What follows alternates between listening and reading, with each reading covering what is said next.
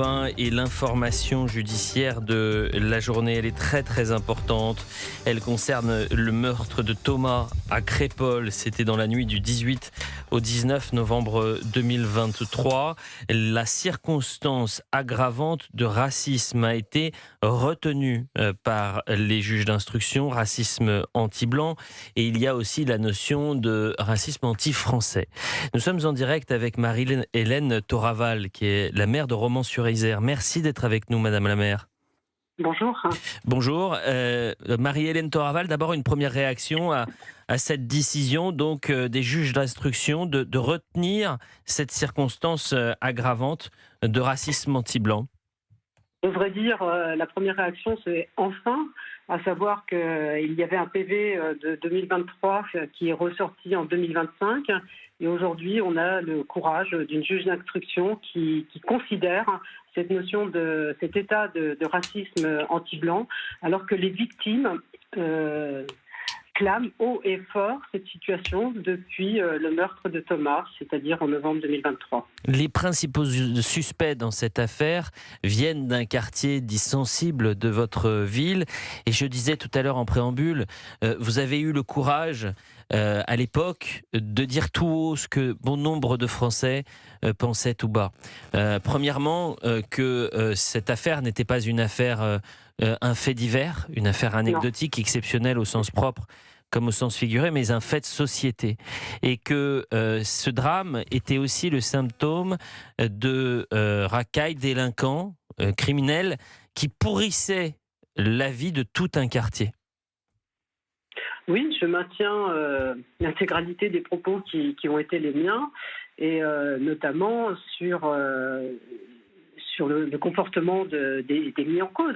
Enfin, aujourd'hui, lorsque je disais que ce n'était pas un fait divers, mais un fait de société, malheureusement, M. Deval, je voulais juste regarder ce qu'a été l'actualité depuis novembre 2023. Je pense que les seuls bottes de demain ne suffiront pas pour compter le nombre d'attaques au couteau que nous avons eues sur le territoire et les drames qui se sont manifestés lors de ces attaques, quoi.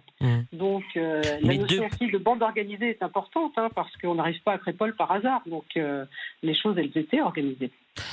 Madame la maire, il faut dire aussi que votre vie a changé depuis novembre 2023. Parce que pour avoir mené ce combat-là, vous avez été menacée à maintes reprises. J'ai été menacée de mort 4 fois, avec 2 qui ont été arrêtés, pour lesquels, je vous le dis très franchement, j'ai obtenu des dommages à intérêts que j'ai reversés intégralement à l'association des victimes de Crépol, en soutien au combat qui est le leur, et notamment pour faire en sorte que soient considérés tous les éléments qui ont eu attrait à ce drame du mois de novembre 2023. Thomas et les autres victimes. On sait, Madame le maire, où sont les mis en cause aujourd'hui, s'ils sont toujours derrière les barreaux, en détention provisoire? Il y en a 11 qui sont derrière les barreaux, qui sont aussi défendus par des avocats qui m'ont accusé de mettre de l'huile sur le feu. Moi, je dis que de ne pas prendre en considération cette notion de racisme anti-blanc comme le demandaient les victimes, c'était leur cracher à la figure. Il faut rappeler aussi, mais ça c'est pas votre rôle, c'est le traitement médiatique à l'époque. Quoique vous avez été la cible des avocats, la cible parfois de menaces de mort sur les réseaux sociaux, des lettres qui vous ont été envoyées. Et puis il y a la manière dont on vous a présenté dans la presse. Vous étiez devenue une maire d'extrême droite. Oui, complètement. Mais vous savez, quand vous dites la vérité, quand la vérité dérange, la seule réponse qui est là, c'est de vous cataloguer, de vous insulter, voire de vous caricaturer. Moi, j'ai assumé tout ce qui a été fait parce que je savais que ce que je défendais était juste. C'était une réalité. Aujourd'hui, les habitants de Romans-sur-Isère, les habitants peut-être de Crépol que vous pouvez croiser, 3 ans plus tard, ils vous le disent quoi? 3 ans après le drame absolu et la mort de Thomas? C'est toujours partagé. Romans où on n'est pas en marge de la société. Certains saluent le combat qui est celui des victimes et le fait que j'ai eu une parole très ouverte et très franche. Moi, je dirais pas courageuse. J'ai dit ce qu'était la réalité, tout simplement. Je pense que quand on est maire, si on commence à ne pas voir la réalité, je donne pas cher de l'administration qu'on fait de sa ville, quoi. Donc, je pense avoir fait les choses comme je devais les faire. Et puis, vous savez, je n'étais pas seule non plus.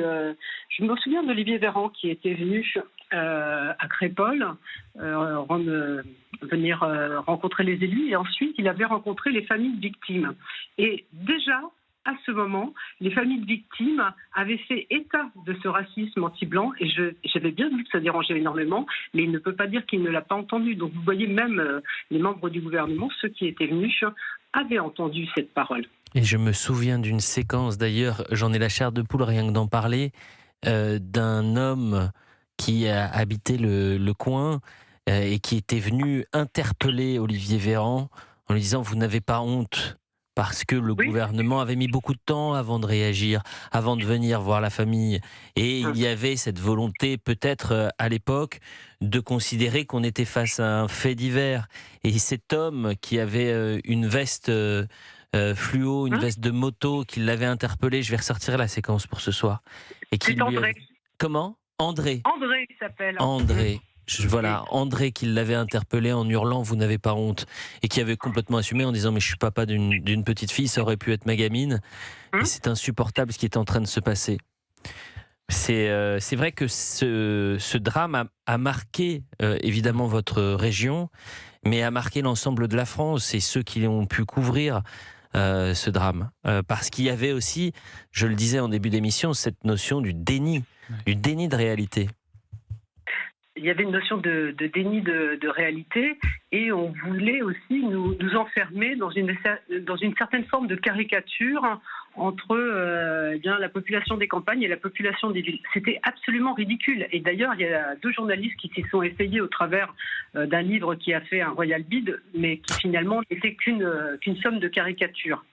Et aujourd'hui, je me dis que, mon premier sentiment, moi, quand j'ai dit ça, je cherchais pas une notoriété particulière.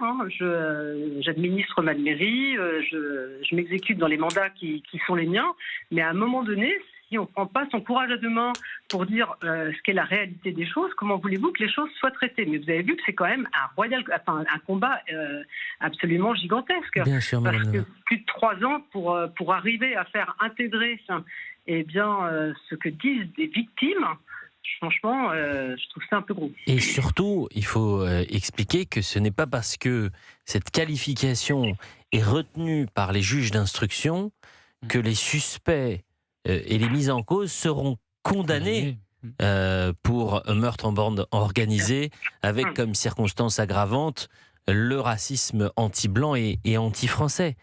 Donc, j'ai une dernière question, Madame la maire Marie-Hélène Toraval, maire de Romans-sur-Isère. Je ne veux pas, et vous pouvez ne pas me répondre, mais évidemment, on a une pensée pour la famille de Thomas.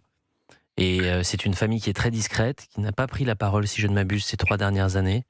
J'ai juste envie de savoir comment ils vont. Est-ce que, par hasard, vous avez eu des nouvelles ? Est-ce que Alors, je n'en ai pas eu dernièrement.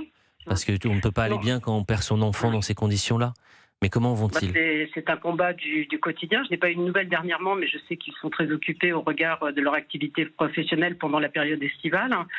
Ce sont des vrais combattants. C'est des gens qui se battent pour leur fils, la mémoire de leur fils, mais aussi, finalement, dans leur combat, c'est un combat aussi qui doit faire évoluer la société française. Je ne sais pas si on peut aller jusque-là, mais moi, c'est un petit peu la manière dont je le vois. C'est le combat des victimes, c'est le combat aussi... La famille de Thomas est effectivement très, très soutenue, mais il y a les jours où ça se passe, et puis ensuite, il y a les jours d'après. Et je pense que les jours d'après, on compte ses amis, on compte ses soutiens, mais je pense qu'il y a de nombreux Français qui ne les ont pas oubliés.